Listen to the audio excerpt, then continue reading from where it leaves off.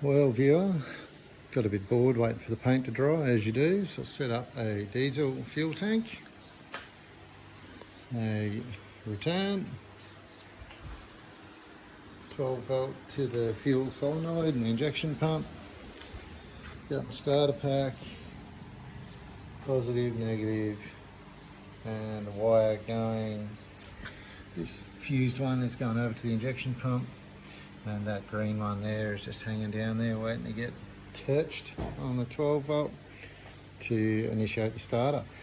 So I've got a couple of injectors cracked because she's going to be full of air, so I'll give her a couple of turnovers, see if I get some air and fuel out of the top of the injectors there, and see if we can make it happen.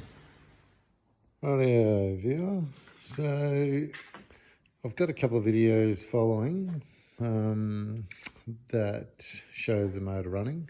Just want to explain one of them because when I started it up, it was like a runaway. Just went wide open throttle.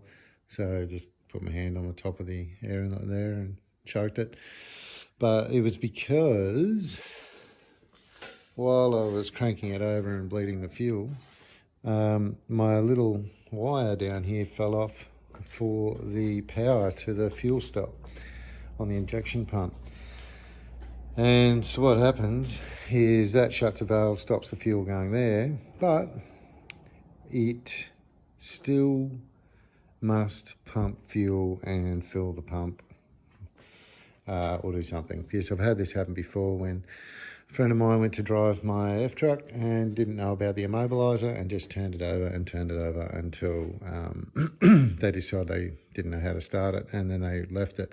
When I went to start it, it revved its head off, had to keep turning it off, restarting it over and over again, smoked the whole street out, and eventually it just started up on idle.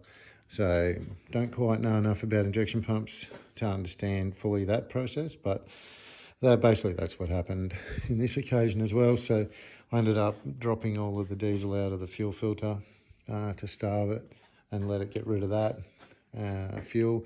So you'll see one video where it's quite smoky and I'm choking it, putting my hand on top here to stop it from over revving. That's what that's all about. So if you ever have an immobiliser or some type of electrical issue and you're not got power to that fuel solenoid, just don't keep turning it over, or when you do start it, get ready, it might go crazy. But anyway, as you'll see after that, video of it running, runs up fine, sounds good.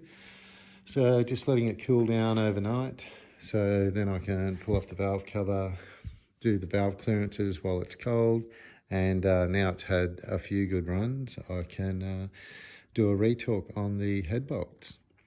So yeah, that's looking pretty ready now to go back in once I've finished with the engine bay this week. So be in before Christmas for the way we're going.